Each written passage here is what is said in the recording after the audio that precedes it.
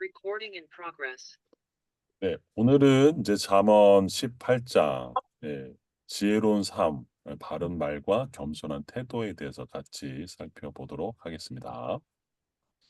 네, 우리가 지난 시간에는 이제 그 17장을 다뤘고요. 오늘은 이제 18장, 그래서 1절부터 8절, 그리고 이제 의인과 악인의 운명에 대해서, 또 말의 권세와 관계의 중요성에 대해서 같이 살펴보도록 하겠습니다. 18장 1절입니다. 무리에게서 스스로 갈라지는 자는 자기 소욕을 따르는 자라 온갖 참 지혜를 배척하느니라 라고 되어 있습니다. 여기서 스스로 갈라지는 자라고 하는 것은 미팔레드라고 하는 이제 이 히브리어로 얘기하면 떼어놓다, 분리되다라고 되어 있습니다. 그래서 어떤 그 공동체가 가지고 있는 그 지혜로운 어떤 교훈이나 또 권고를 이제 멀리하고 나만의 생각과 고집을 가지고서 그 무리를 그 공동체를 거부하고 나오는, 그래서 내 소유와 내 어떤 그 욕구가 우선시 되는 사람들은 참된 지혜의 성장을 거부하게 됩니다. 저도 이 말씀을 보면서 때로는 이 공동체에서 뭔가 문제를 일으키고 또 그것 때문에 스스로 떠나는 분들을 보면 이 잠언 18장 1절이 생각날 때가 있습니다.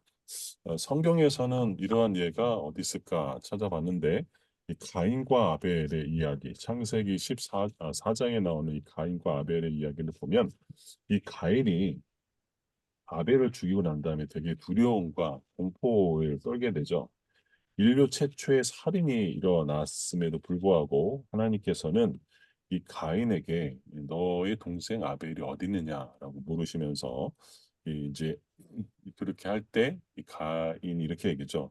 내가 뭐 동생 지키는 자입니까? 라고 이제 이야기를 하면서 자신을 변명하죠. 결국은 이제 이 가인이 이 그 하나님부터 이제 그 무거운 어떤 죄의 짐을 받고 도망하게 되죠. 그러면서 4장 16절을 보면 이렇게 되어 있습니다.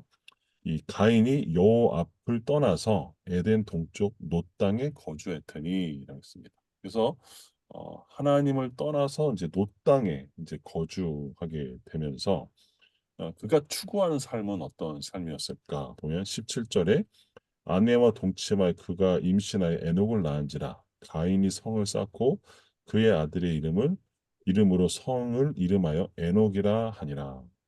그러니까 하나님을 떠난 인간이 할 수 있는 가장 추구하는 삶의 본질이 뭐냐 했을 때 뭐 돈을 추구하냐 뭐 명을 추구하는 보다도 더 중요한 게 뭐냐면 자기의 이름을 나타내는 것. 삶의 중심은 나다라는 것이죠. 그래서 자신의 아들의 이름을 이 에녹을 그 성으로 그렇게 만든 것이죠. 이러한 삶, 하나님을 떠난 삶 속에는 그 불완전함이 늘 지배되고 있죠. 그러면서 이 그 후손이 이제 람에게 이르러서는 어떤 얘기가 하냐면 4장 23절과 24절에 보면 람에게 아들의 아내들에게 이르되 아다와 실라여 내 목소리를 들으라 남에게 아내들이여 내 말을 들으라. 나의 상처로 말미암아 내가 사람을 죽였고 나의 상함으로 말미암아 소년을 죽였도다. 가인을 위하여는 벌이 7배일진데 남에게를 위하여는 벌이 77배이로다라고 되어 있습니다. 이 그 하나님을 떠난 가인의 그 삶의 이제 결과 그렇게 자기성을 쌓았는데 그의 후손 남에게 이르러서 뭐라고 얘기하냐면 자신의 상처로 인해서 사람을 죽였고 거기에 소년도 있다라고 얘기하죠.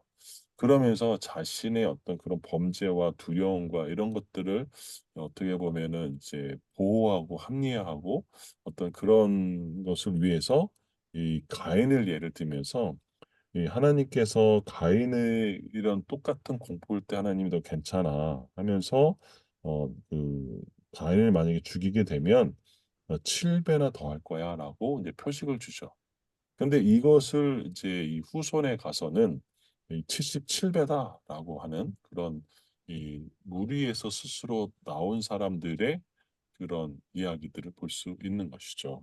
이렇게 무리에서 갈라져서 스스로 나온 사람들이 가지고 있는 어떤 그 공동체를 벗어나 그래서 자기 소욕을 따르는 그런 삶의 모습이 대표적으로 가인을 들을 수 있을 것입니다.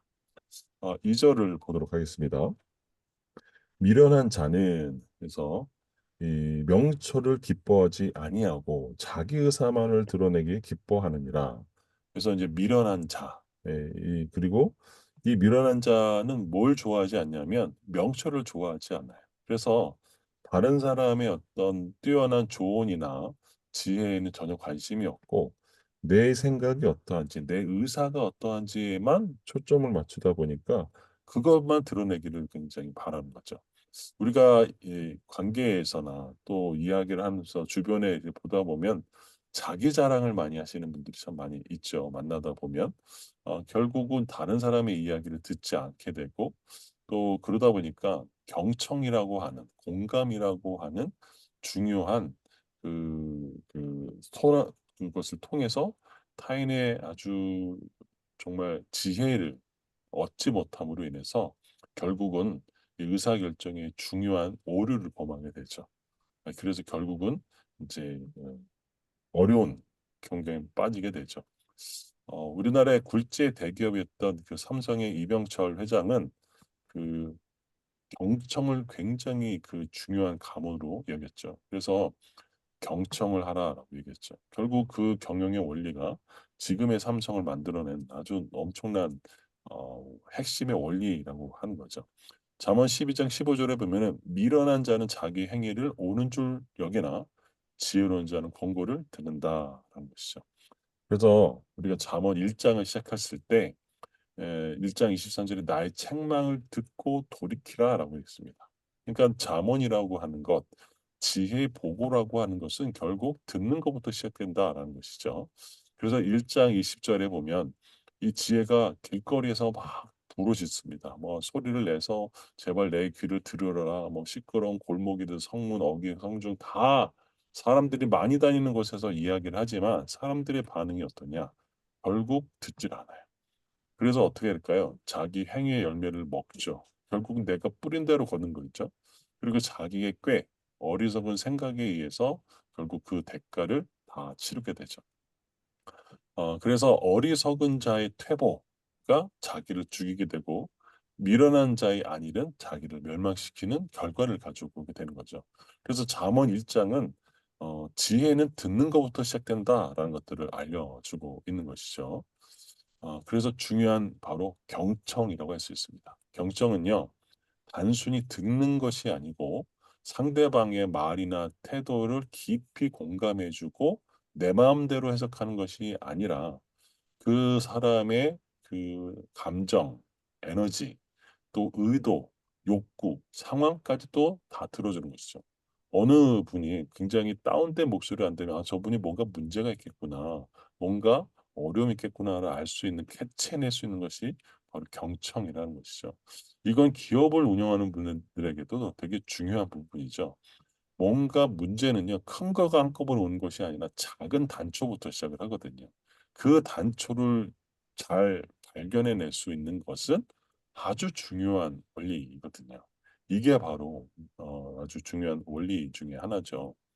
그래서 경청은 귀로만 하는 것이 아니라 입, 눈, 고개, 몸짓, 온몸으로 해야 된다는 거죠. 다시 말하면 오감을 통한 경청을 해야 된다라고 이야기를 합니다.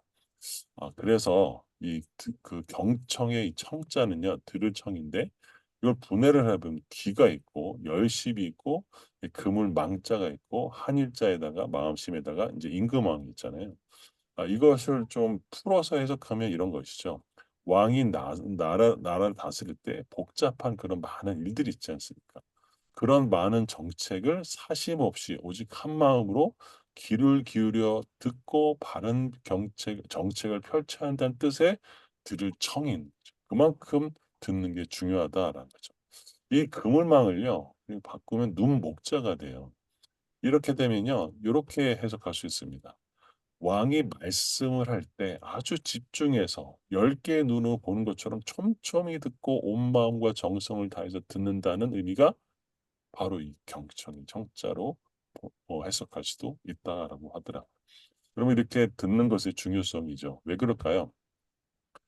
바로 하나님이 듣는 분이기 때문에 그렇습니다. 또 나중에 또 나오니까 살펴보도록 하겠습니다. 3절 보도록 하겠습니다. 악한 자가 이를 때에는 멸시도 따라오고 부끄러운 것이 이를 때는 능욕도 함께 온다. 이것은 이제 악한 자의 영향력을 이야기해 주는 거죠. 이 악한 자는 라샤라고 해서요. 멸시가 따라오죠.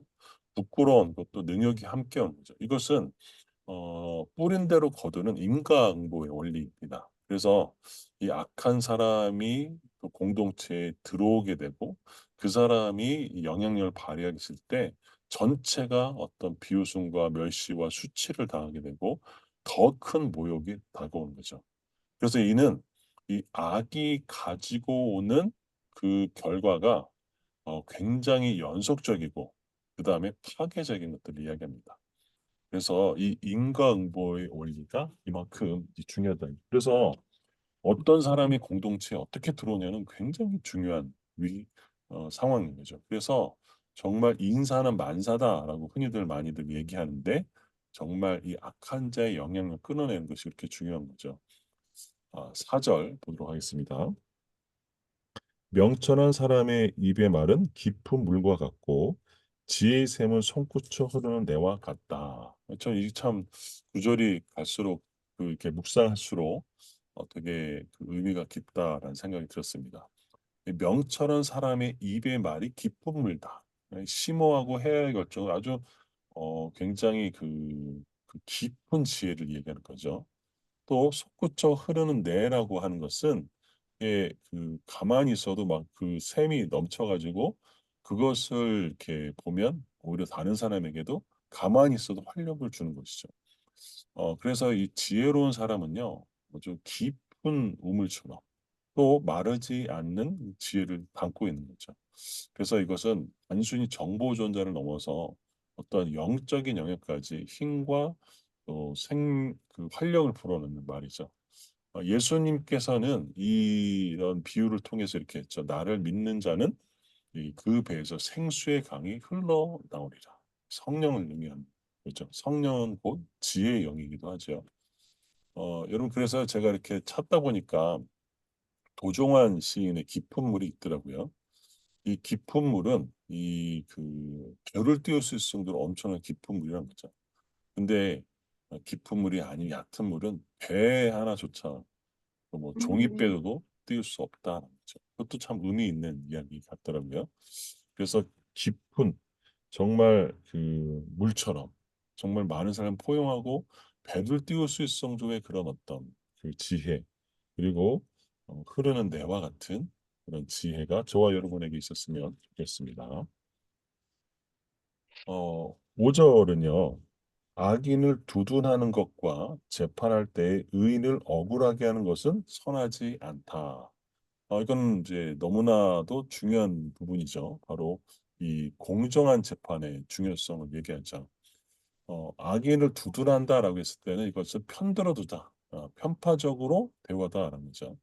여러분 만약에 재판관이 그 돈이나 어떤 권력이나 어떤 그런 것을 통해서 이 사람들을 이제 죄 없는 사람을 죄 있는 사람으로 또 죄가 있는데도 없는 것처럼 한다면 이것은 하나님 앞에 큰 죄악을 범하게 되는 것이죠. 그래서요, 공정한 재판은요, 사회 정의와 또 기본을, 그래서 사회의 이 공동체의 아주 그 뿌리가 되는 거죠.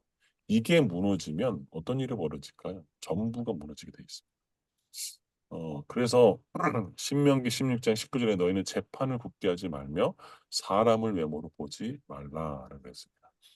이런 공정한 재판의 중요성 못지않게 영적으로도 굉장히 중요한 의미를 가지고 있습니다. 그 말라기를 보면요, 이 이게 어떻게 퍼져나가는지를 잘 알 수 있는데 이 말라기에서 가장 핵심적인 그 요소가 뭐냐면 이들이 하나님의 사랑을 잃어버려요. 하나님 우리를 정말 사랑하시나라는 거죠. 그런데 이들이 어떤 일을 벌이냐면 거기에 가장 여러분 영적인 것의 가장 핵심적인 것은 고대 이스라엘에서는요. 바로 제사장이 있겠죠. 제사장.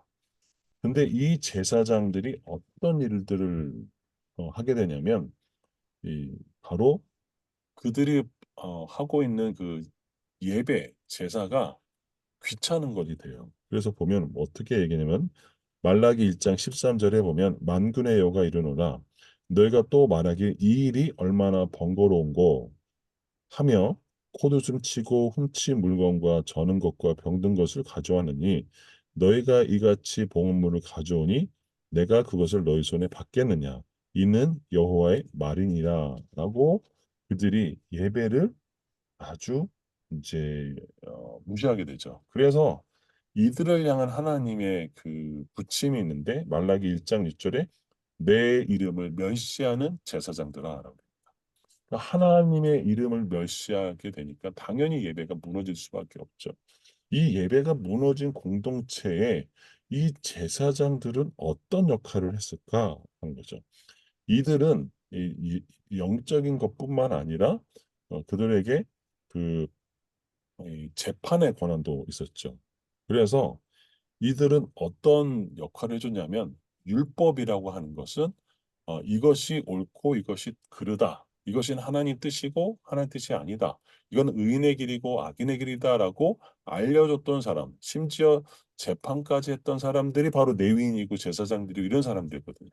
근데 이들이 하나님을 경외하지 않고 하나님 그 멸시하면서 예배가 무너지자 그들의 삶도 이것에 따라서 바뀌는 것을 알 수 있어요. 그래서 말라기 2장 9절에 보면 이렇게 되어 있습니다.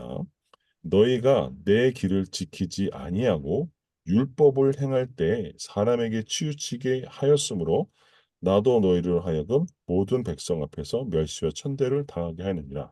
자, 이게 무슨 말이냐면 율법은 부자나 가난한 자나 권력자나 권력자가 아닌 사람이나 상관없이 똑같아야 되잖아.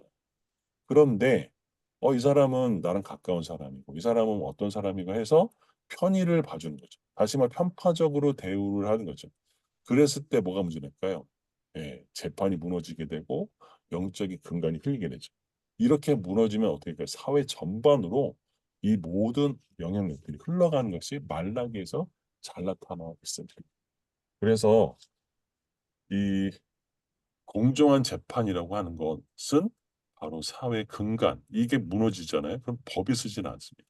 그러면 어떡할까요? 편법이 난무하게 되고 그러면서 사회가 점점점 무너지는 근간이 무너지게 되는 것이죠. 그거 이전에 성경은 뭐라고 그러냐면 영적인 것이 더 우선한다라고 얘기하는 거죠.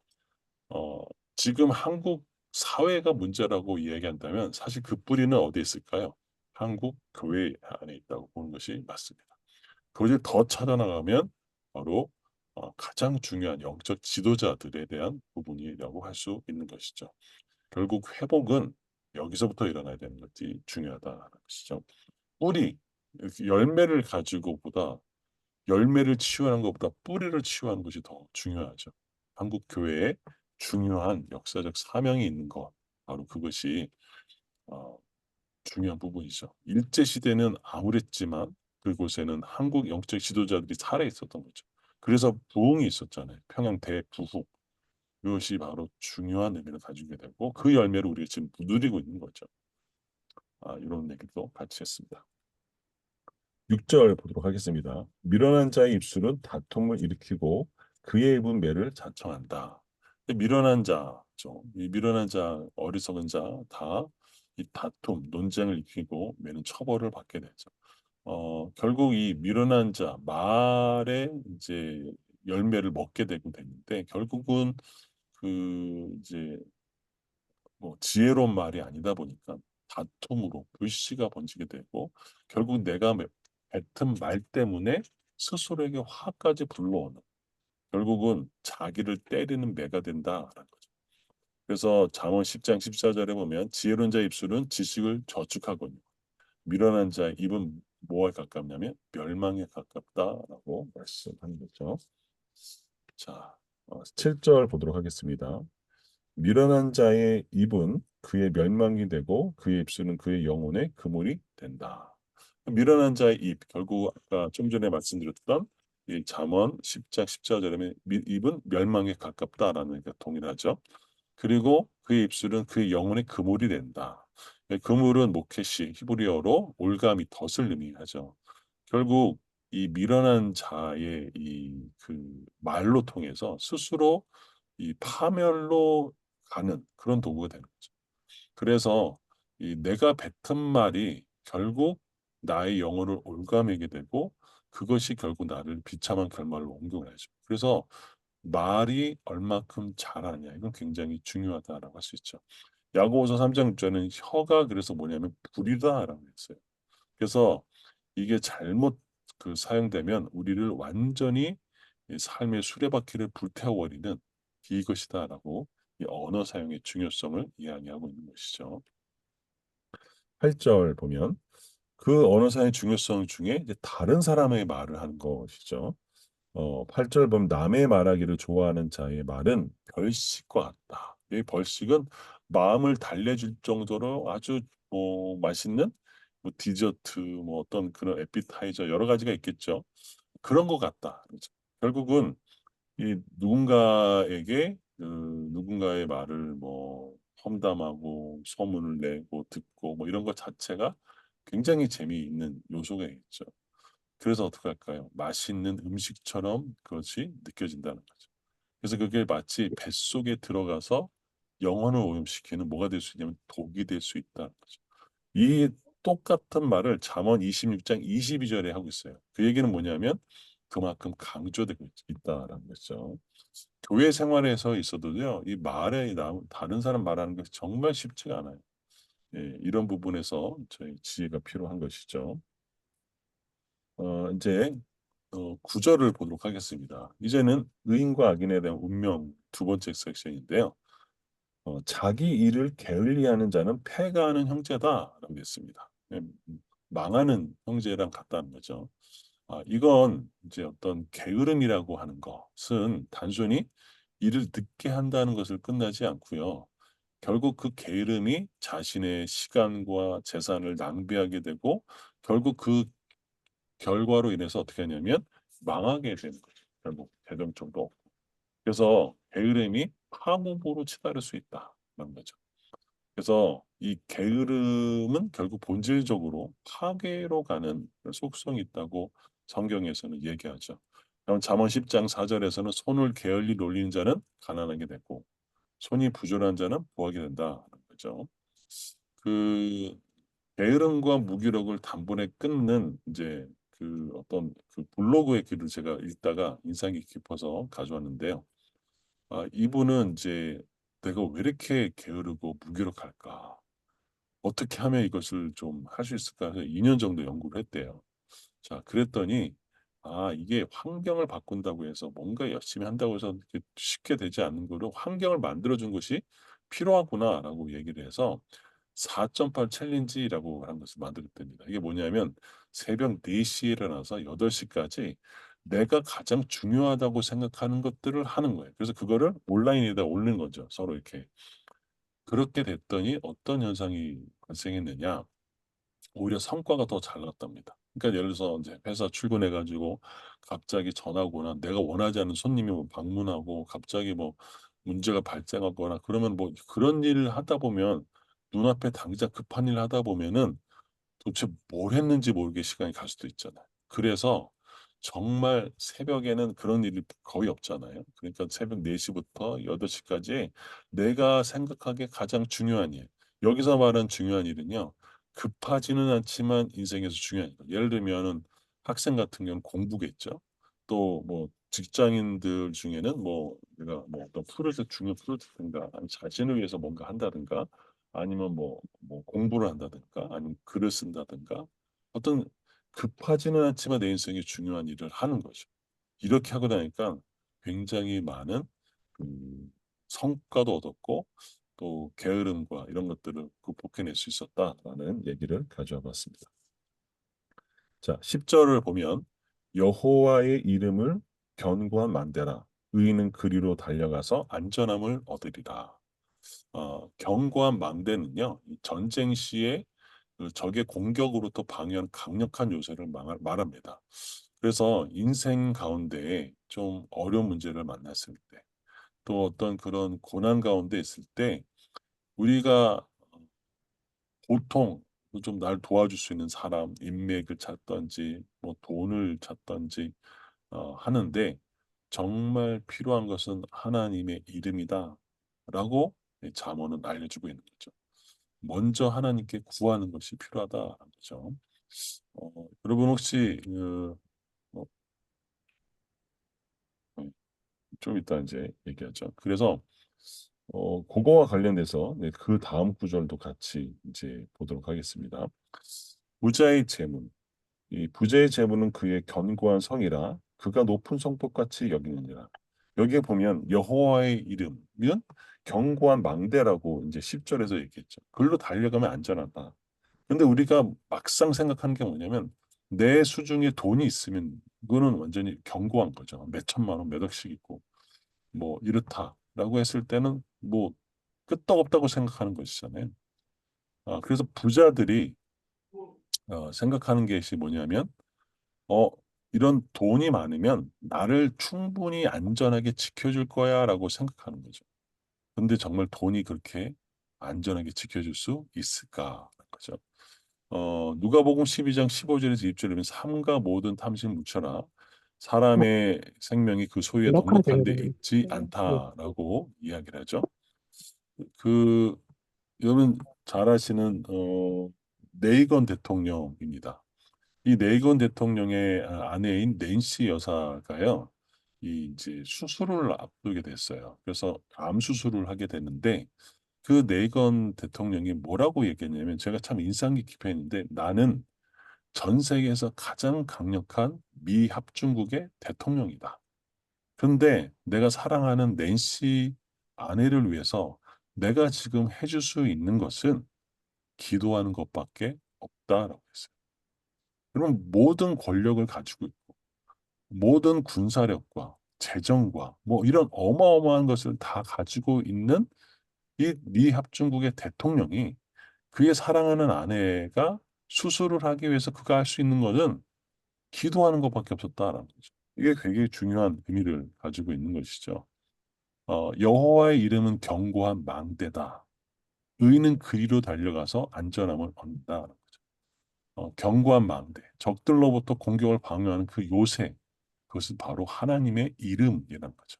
그래서 우리가 하나님의 이름을 부르는 것이 그렇게 중요한 거죠. 반면에 세상 사람들은 18장, 11절에 돈이 있으면 뭐든지 해결될 수 있다. 뭐니 뭐니 해도 돈이 다다라고 생각하는 거죠. 제가 참 안타까운 분이 한 분 계신데 이분은 그 직업을 네다섯 개 가지고 계셨어요. 그래서 이분이 어느 날 갑자기 소식도 없다가 갑자기 몇 명의 사람들 쭉 긁어 모아가지고 자기가 이번에 그 부부 합산 7천만 원의 어떤 그런 그 유람 뭐냐 그게 크루즈 여행을 간다고 어, 하시는 거예요. 그럼 보면서 제가 하, 그래서 얘기하시더라고요. 난 자랑. 나는 이걸 할 수 있는 사람이다라고 하는데 저는 좀 되게 안타까운 마음이 좀 들었어요. 여러분 타이타닉호가 그런 거 아니었어요? 근데 여기 침몰했잖아요. 우리 정말 인생은요 몰라요. 내가 그릇 성처럼 벽처럼 가지고 있는 어떤 그 재물을 의지하지 마시고 미 합중국의 그 레이건 대통령이 했던 것처럼 내가 모든 힘과 능력을 갖고 있어서 내 아내를 위해서 해줄 수 있는 것은 기도뿐이밖에 없다라고 했던 그 모습도 우리 삶의 지혜를 가지면 좋겠습니다. 이 12절입니다. 사람의 마음의 교만은 멸망의 선봉이요 겸손은 종기의 길잡이니라. 그렇죠. 내가 무엇을 생각하느냐, 무엇을 추구하느냐에 따라서 우리 삶이 어떤 결과를 가지고 오느냐는 중요한 것이죠. 그래서 사람의 마음이 교만하게 되면 그것은 멸망을 재촉하는 선봉이 되는 거죠. 반면에 사람 마음이 겸손하다면 이것은 존귀로 이끌어가는 역할을 하게 되는 거죠. 그래서 겸손은요, 아무리 강조해도 지나치지 않죠. 베드로전서 5장 6절에는요, 하나님이 능하신 손에서 겸손하라. 때가 되면 하나님께서 너희를 높이시리라. 시죠. 그때까지 겸손하게 하나님을 기다릴 수 있는 자세가 필요한 거죠. 저는 이 말씀 구절을 이제 보다가 생각난 사람이 있는데 바로 사울 왕이죠, 사울. 이 사울 왕은 왜 그의 인생을 실패하게 됐을까? 그죠? 저는 사울이 추구하는 삶, 왜 그는 어떤 마음을 가지고 있었을까를 보면, 그 사울 왕이 왜 그렇게밖에 실수할 수 없는가를 좀 살펴보게 됐습니다. 찾으실 수 있는 분을 좀 찾아서 같이 한번 좀 읽어보시죠. 사무엘상이고요. 사무엘상 14장입니다. 14장 52절. 제가 읽어드리겠습니다. 사무엘상 14장 52절. 사울이 사는 날 동안에 블레셋 사람과 큰 싸움이 있었으므로 이게 사람이 이제 사울 왕이 이제 이스라엘 왕이 돼서 블레셋과 늘 전투를 했었죠. 이건 주어진 환경이었어요. 이것은 다윗도 똑같고 이 사울 왕도 똑같았습니다. 그런데 사울이 추구했던 삶이 뭐냐 이거였죠. 사울은 힘센 사람이나 용감한 사람을 보면 그들을 모았다고요? 불러 모았다. 그러면 누가 사울을 왕으로 세웠나요? 하나님이 사울을 왕으로 세웠어요. 그럼 내가 왕 된 건 누구 때문에 왕 된 건가요? 하나님 때문에 왕 된. 그러면 내 인생의 초점을 누구에게 맡겨야 될까요? 예, 하나님께 맡겨야 되겠죠. 그런데 사울은 어땠을까요? 내가 왕 된 것을 지키기 위해서 내 힘을 발휘한 거죠. 그게 뭘까요? 전쟁에서 이겨야 왕다운 또 왕으로 인정받을 수 있다고 생각한 거죠. 그래서 어떻게 했을까요? 힘센 사람, 용감한 사람 불러 모아가지고 어떻게 했을까요? 그것만 추구했던 사람이 바로 사울 왕이었던 것이죠. 너희는 먼저 그의 나라와 그 일을 구하라. 그리하면 이 모든 것을 너에게 더하시리라. 예, 용감한 사람 필요하죠. 그런데 먼저 그의 나라와 그 일을 구하는 마음의 중심이 필요하죠. 이것을 빼먹으면요, 정말 주객이 전도되는 일이 벌어지는 거죠. 그래서 무엇을 추구하느냐는 것이 중요하죠. 반면에 그 다윗은 그것과 정반대의 삶을 살았죠. 열왕기상 9장 4절을 보면 이렇게 되어 있습니다. 어, 내가 만일 내 아버지의 다윗이 행한 같이 마음을 온전히 하고 바르게 하여 내 앞에서 행하며 내가 내게 명령한 대로 온갖 일에 순종하여 내 법도와 윤례를 지키며 이것이 하나님이 솔로몬에게 줬을 때 아버지는 이런 분이야라고 했던 이 하나님의 평가에 뭐죠? 바르게 하고 하나님 말씀을 추구했던 거죠. 이게 겸손한 자인 거죠. 결국 무엇이 마음의 중심에 있느냐라는 거죠. 그래서 지금 잠언이 우리에게 가르쳐주고 있는 지혜는요. 내 인생의 중심을 자꾸 나에게 초점을 맞추면 우리는 어리석은 사람이 되고 교만한 사람이 되고 또 지혜 없는 미련한 자가 되는 거죠. 반면에 하나님께 초점 맞추고 무게중심을 하나님께 옮길 수 있는 것이 그만큼 중요하다라고 할 수 있죠. 저는 영적인 위기는요, 그 하나님이 아닌 예수님이 아닌 다른 것에 초점 맞출 때 온다고 생각합니다. 베드로가 주님이 물 위에 걸어오는 것을 보고 베드로가 나도 그렇게 갖게 해달라고 했을 때 주님이 오라고 말씀하셨습니다. 이 말씀에 의지해서 베드로는 물 위를 걸어갔어요. 그런데 조금 있다가 그가 시선을 돌려서 바람과 풍랑을 볼 때 그는 빠졌어요. 영적인 위기는 주님에게 초점을 맞춘 삶에서 어디로요? 다른 곳을 돌릴 때. 이게 바람이었고 풍랑이었지만 이 잠언에서는 너 자신에게 초점 맞출 때, 돈에게 초점 맞출 때, 환경에 초점 맞출 때 멸망하게 된다라고 경고해주고 있는 것이죠. 겸손은 그래서 내 중심이 아니라 하나님 중심으로 바꾸는 거. 이게 바로 겸손이라고 할 수 있겠습니다. 자, 그래서 13절을 보면 이렇게 얘기하고 있죠. 사연을 듣기 전에 대답하는 자는 미련하여 욕을 당한다. 그러니까 뭔가 얘기를 듣기 전에 미리 판단하고 결정 내리는 거. 다시 말하면 충분한 경청이 되지 않은 상태에서 사람 말을 잘라가지고 뭔가 얘기하는 것은 어떨까요? 아주 어리석은 짓이다라고 얘기하는 거죠. 어, 이런 습관은요, 결국 오해를 불러일으키게 되죠. 하나님께서는 솔로몬이 왕이 되고 난 다음에 그가 기도할 때 하나님, 저에게 듣는 마음을 주어서 주의 백성을 잘 재판할 수 있게 해달라고 했을 때 하나님은 이 솔로몬이 구했던 이 듣는 마음을 뭐라고 하냐면 분별하는 지혜다라고 열왕기상 3장 11절에 말씀하고 있었던 거죠. 그럼 그래서요, 경청이라는 것은 이청득심, 귀를 기울여서 사람의 마음을 얻는 최고의 지혜가 경청이다라고 이야기를 하는 거죠. 그럼 그래서 이 이청드심은요 노노에 나오는 말인데요. 이 그 노나 왕이 바닷새를 이제 궁으로 데리고 옵니다. 그래서 엄청나게 많은 유퀴진물을 주고 뭐 융숭하게 대접했지만요 결국은 아무것도 먹지 못하고 죽었어요. 그러니까 나한테 좋은 거라도 상대방의 입장을 배려하고 고려하지 않으면 실패할 수밖에 없는 거다. 그래서 진정한 상대방의 입장에서 배려하고 경청을 통해야 그 사람의 마음을 얻을 수 있다는 거죠. 왜 우리가 경청이 중요할까요? 그것이 바로 하나님도 듣는 분이기 때문에 그렇습니다. 성경에서는 곳곳에서 하나님이 듣는 분이라는 것들을 이야기합니다. 시편 18편 6절에는요. 내가 환난 중에 여호와께 아뢰되 나의 하나님께 부르짖었더니 우리가 기도하죠. 하나님 하고 부르짖어요.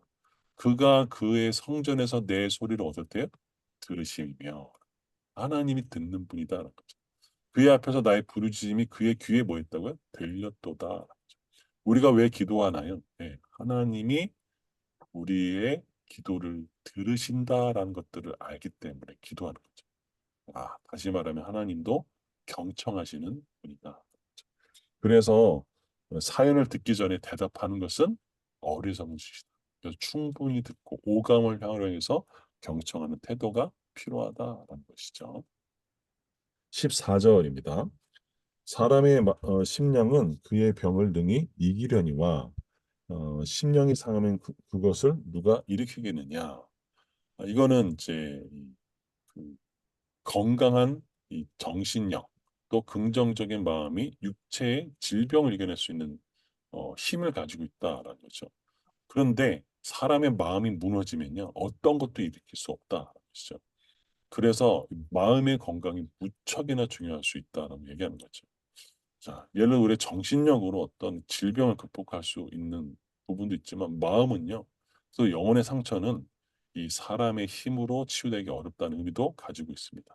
실제로 많은 이제 이 암 환자를 다뤄본 사람들 중에 의사들이 이렇게 얘기하죠. 나는 이제 끝났어라고 생각하면 진짜 끝나버린대. 그런데 내가 이 암하고 싸우겠어라고 정말 투지를 불사는 사람은 진짜 이렇게 효과가 좋다고 얘기하더라고요. 정말 마음먹기에 다른 부분이 있다라는 거죠. 이렇게 그 마음이 이제 그, 어, 그 중요하다라고 얘기한 것은 요즘 말로 바꿔서 얘기하면 멘탈이 강한 사람이죠. 그래서 그 회복력이 뛰어나고요. 역경이나 감정 기복이 심하지 않고 자신감과 자존감이 높은 특징을 가지고 있는 사람이 바로 이 멘탈이 강한 특징을 갖고 있대요.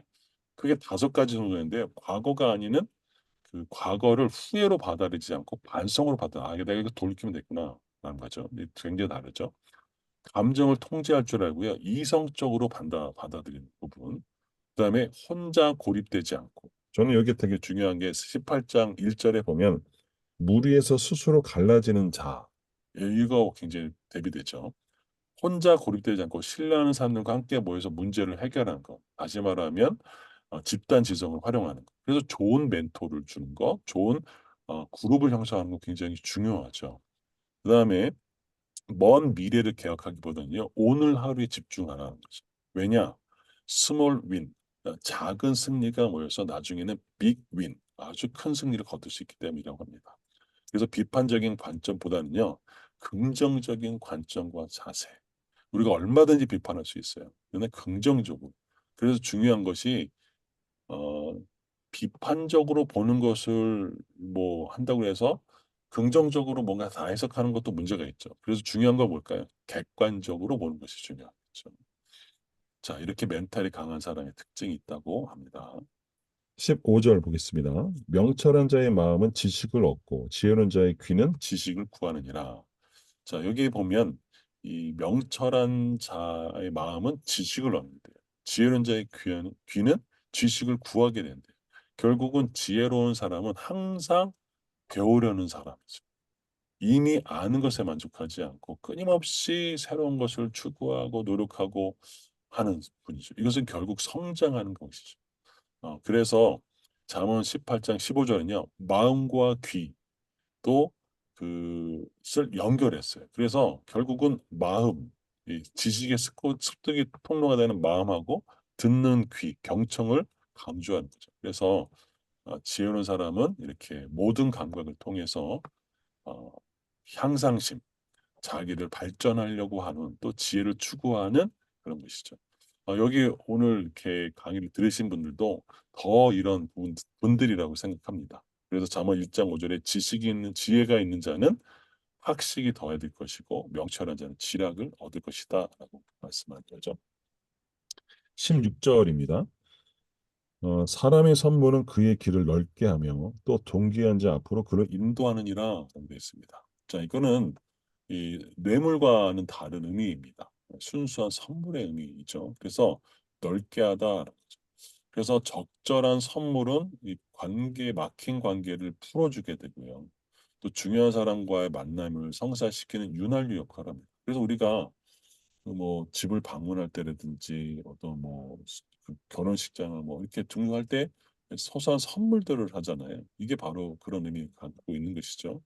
그래서 이 뇌물과는 다르게 선물은 이 관계가 꼬여있던 관계 장애물을 제거하고요. 또 그것을 통해서 존귀한 사람 앞으로 그를 인도하여서 더 좋은 기회를 얻게 된다는 거죠.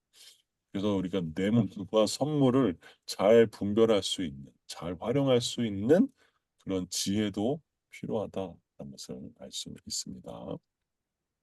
17절 송사에는 먼저 온 사람의 말이 바른 것 같으나 그의 상대자가 와서 밝히느니라.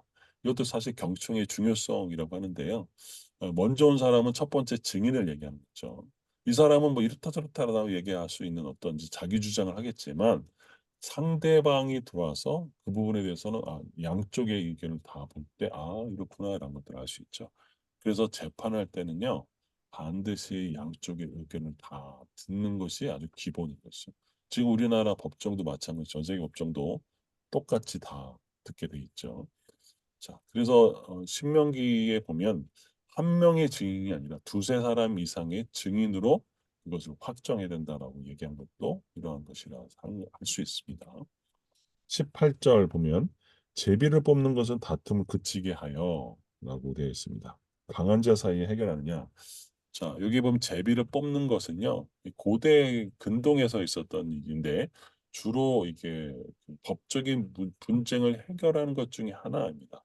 특별히 이게 강한 어떤 그 이권이 너무 첨예하게 대립했을 때에는 이게 하나님이 이제 어떤 그것을 해결한다라는 의미로 이, 그 제비 뽑기를 하시죠. 그래서 대제사장에는 우민과 둔민 해가지고 두 가지 있어가지고 가지고 이제 실제로 해결하기도 했었거든요. 그래서 이 고대 근동에는요, 이 해결하기 힘든 갈등이 있을 때 하나님 뜻에 맡기자는 의미로 제비를 뽑는 부분이 있었습니다. 그래서 이게 인간의 다툼을 멈추게 하는 지혜로운 방법이 될 수도 있겠다라고 하는 것이죠. 여러분은 어떻게 생각하십니까? 제비 뽑는 거. 자, 그다음 19절. 어, 노역대한 형제와 화목하게 경고하는 성을 치는 것도 어려운즉 이러한 다툼은 산성문빗장 같으니라 했습니다. 여기서 산성문빗장은 외부의 침입을 막는 가장 강력한 장치죠. 그러니까 이게 무슨 소리냐? 노역계한 친척, 다시 말하면 아주 가까운 사이인, 형제, 뭐 가족 이런 것이 한 번 이제 그 관계가 틀어지면 굳게 닫힌 성문처럼 된대요. 다시 말하면 회복하기 굉장히 어렵다는 거죠. 그래서 이 잠언의 지혜는 정말 이러한 강력한 어떤 그 회복하기 어려운 단계가 오기 전에 미리 좀 그 관계를 잘 해결하고 원만하게 할 수 있는 것이 필요하다. 하지만 이러한 모든 상황에 올지라도 어떤 어쩔 수 없는 상황이 올지라도 하나님의 개입은 온전한 관계 회복이 될 수 있다라는 것들을 성경에서는 많이 얘기하죠. 특별히 욥과 세 친구의 이야기를 좀 살펴보도록 하겠습니다. 어, 욥이 완전히 이제 멸망을 당하게 되고 그의 아내도 하나님을 욕하고 죽어라라고 할 정도로 심각한 관계의 단절과 어려움을 겪었던 사람이 욥이죠. 그런데 그가 가장 사랑하고 가장 친했던 친구 셋이 와가지고 일주일 동안 말이 없다가 나중에는 이제 조금씩 얘기하면서 욥이 그들의 논리는 딱 하나죠. 네가 이렇게 망한 거는 너 죄 때문이야. 라는 것이 바로 이 친구들의 논리고 욥은 아니야. 나는 그게 아니야. 라고 이제 항변하면서 이것이 계속 가는 거죠.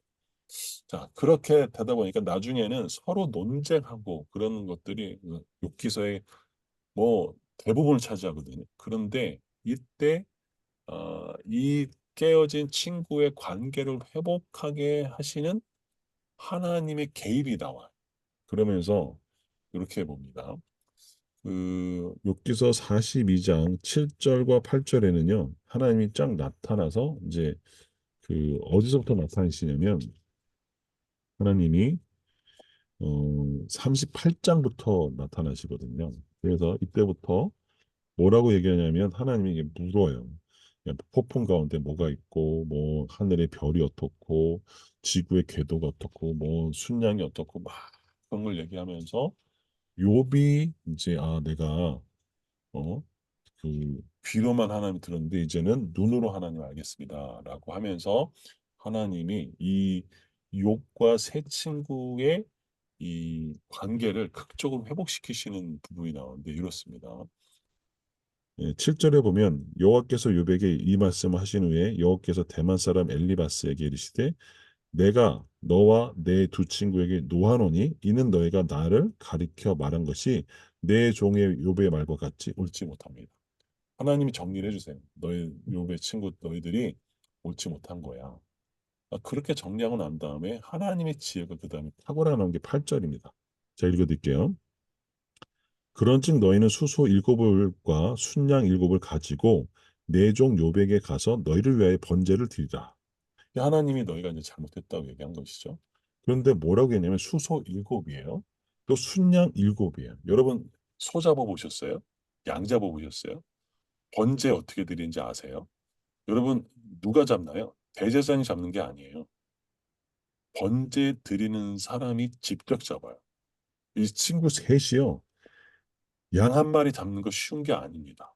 저도 양 잡아봤는데요. 장정 8명이서 양을 누르고 이렇게 해도 양이 힘을 확 주면 그 장정들이 막 덜덜덜해요. 그걸 몇 번 해야 되냐면 양 일곱, 순양 일곱에. 이건 뭘 얘기하냐면요. 서로 협력하지 않으면 이거 못 잡아요. 어. 자, 그러니까 어떻게 될까요? 이 친구들과 욥이 서로 협력해서 뭐를 잡는 순간 순양 일곱을 잡고 또 양 일곱을 잡는 동안에 뭘 했을까요? 예, 자기의 쌓였던 감정들이 어떻게 했을까요? 서로 노동하면서 이게 풀리는 거죠. 자, 그러면서 뭐라고 했냐면 이렇게 됐죠. 내 종 욥이 너희를 용서하여 달라고 빌면 내가 그의 기도를 들어줄 것이다. 라고 얘기해요. 아주 중요하죠. 이건 친구들이 잘못을 했죠. 그래서 욥이 그 친구들을 위해서 기도를 해줄 때 내가 욥의 기도를 들어줄 거야라고 얘기한 거죠. 자, 그래서 이게 어떤 일이 벌어졌을까요? 자, 그러면서 10절에 보면 42장 10절 욥기서 보면 욥이 그의 친구들 위해 기도할 때에 여호와께서 욥의 공경을 돌이키시고 여호와께서 욥의 이전 모든 소유보다 갑절이나 주신지라 했어요. 하나님이 욥의 친구들을 위해서 욥이 기도할 때 하나님이 욥의 공경을 돌이키십니다. 어떻게 돌이켰을까요? 이렇게 기도해요. 그때 욥이 평상시에 알고 있던 친척들이 와가지고요. 뭘 주냐면 캐시타 하나 같은 금귀고를 줘요.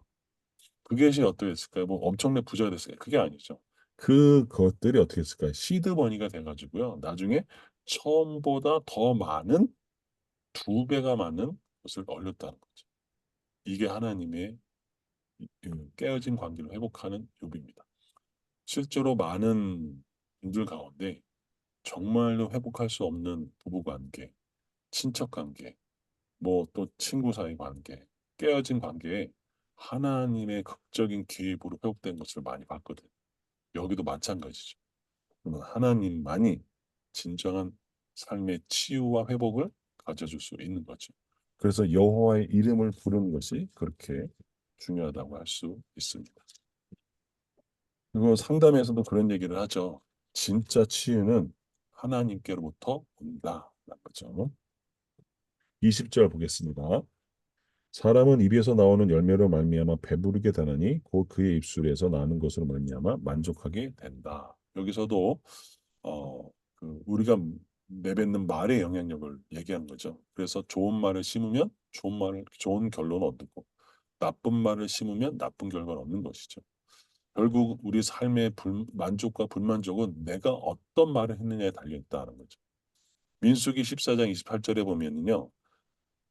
내가 나의 삶을 두고 맹세하노니 너희가 나의 귀에 들린 대로 내가 그대로 하겠다라고 했어요.